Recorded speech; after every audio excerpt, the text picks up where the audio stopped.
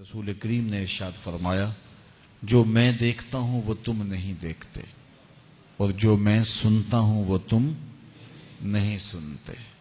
اللہ نے نبی علیہ السلام کو جو سماعت عطا کی ہے، ہم اپنی سماعت کو اس پہ قیاس نہیں کر سکتے، اور اپنی بصارتوں کو اور اپنی سماعتوں کو نبی کی سماعتوں کے برابر ٹھہرانا بہت بڑی حماقت ہوتی ہے۔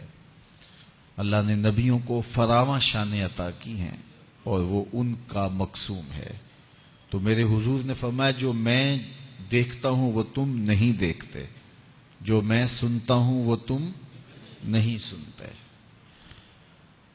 آگے فرمایا کہ اللہ کی قسم، جو میں جانتا ہوں وہ اگر تم جان لیتے تو تم بہت کم ہنستے، بہت زیادہ روتے، تم جنگلوں میں دوڑ جاتے اور تم اللہ تعالیٰ کی پناہ میں آنا چاہتے، یا اللہ ہمیں بچا لے، جنگلوں میں بھاگتے پھرتے، آنکھوں میں آنسوؤں کی لڑیاں ہوتی، چیختے ہوتے، روتے ہوتے، اگر جو میں جانتا ہوں اگر تم جان لیتے۔ قال ابو ذر، حضرت ابو ذر اس حدیث کو روایت کرنے کے بعد فرمایا، کاش کہ میں درخت ہوتا اور کاٹ دیا گیا ہوتا، میں درخت ہوتا جانور کھا گئے ہوتے۔ اللہ اکبر۔ مائے نی مینوں کانوں جمی تے درداں کیتی مار نکمی، کہ دے اگے کڈاں ابالے نو کوئی آکھے زلفاں والے نو۔ تو کہا کاش کہ میں درخت ہوتا اور کاٹ دیا ہوتا۔ حضرت عمر رضی اللہ تعالیٰ عنہ ایک کچی اینٹ اٹھاتے ہیں، پھر نیچے رکھ دیتے ہیں، پھر اٹھاتے ہیں، پھر رکھ دیتے ہیں، اور پھر کہتے ہیں کاش کہ میں یہ اینٹ ہوتا۔ حضرت سیدنا صدیق اکبر رضی اللہ تعالیٰ عنہ درخت کے نیچے بیٹھے تھے، ایک چڑیا ایک شاخ سے اڑ کے دوسری شاخ پہ جاتی، وہاں سے اڑ کے پھر دوسری شاخ پہ آتی، تو حضرت صدیق اکبر رو پڑے، کہا چڑیا کتنی موج میں ہے، جس شاخ پہ چاہے بیٹھتی ہے، اور قیامت کے دن تیرا حساب بھی نہیں ہوگا۔ کہا پھنسے تو ہم ہیں۔ رسول کریم صلی اللہ علیہ وآلہ وسلم سے لوگوں نے کہا، حضور آپ بوڑھے ہو گئے۔ حضور کی مبارک داڑھی میں سفید بال، سر انور میں بھی سفید بال، اگرچہ ان کی تعداد محدود تھی لیکن ظاہر ہوئے۔ کہا سورہ ہود اور اس کی مماثل صورتوں نے مجھے بوڑھا کر دیا ہے، کیونکہ ان صورتوں میں اللہ کے عذابوں کا ذکر ہے، آخرت کا ذکر ہے۔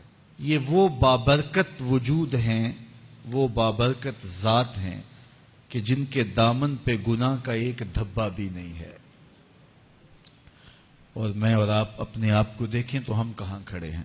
حضور نے حضرت عائشہ سے کہا، زوجہ ہیں رسول کریم صلی اللہ علیہ وآلہ وسلم کی، محبوبہ محبوب کائنات، لیکن ان سے بھی میرے حضور نے کہا، عائشہ گناہوں کو کبھی چھوٹا نہ سمجھنا، گناہوں کو حقیر نہ سمجھنا کہ یہ چھوٹے ہیں کوئی بات نہیں، اس سے کیا ہوگا، اس دن حساب ہوگا، اس دن پوچھا جائے گا۔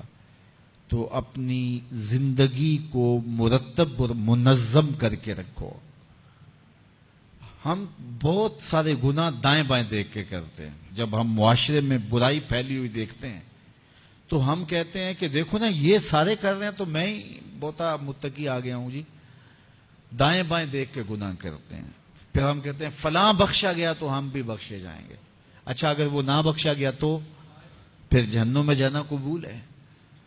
تو دائیں بائیں دیکھ کر دلیر ہو جاتے ہیں۔ حضرت عباس اور حضرت عمر رضی اللہ تعالی عنہ کا آپس میں دوستانہ تھا۔ انہوں نے ایک دن بیٹھے بیٹھے عہد کیا کہ ہم میں سے جو شخص پہلے فوت ہو گیا وہ دوسرے کو خواب میں ملے اور قبر کے حالات بتائے۔ اچانک حضرت عمر کا وصال پہلے ہو گیا، سال کے بعد حضرت عمر خواب میں ملے۔ اس نے کہا عباس مجھے وعدہ تو یاد تھا لیکن سخت حساب آن پڑا تھا تو میں تو اس کے اندر لگا رہا، تو اب کیا ہوا؟ کہا پھر اللہ نے کہا چلو اس کو یوں ہی معاف کر دو۔ تو کہا چھٹ کے ابھی ابھی آ رہا ہوں۔ تو میں نے کہا وعدہ پورا کر دو۔ میں اور آپ ٹھیکیدار بن جاتے ہیں جنت کے۔ ہمارے پلے عمل ہے کیا؟ ہیں تو ریاکاری کے شکار ہے ہمارے اعمال۔ تو آئیے ہم اپنی آخرت کے لیے سوچیں، اپنی زندگی کو اچھائی کی راہوں کا مسافر بنائیں.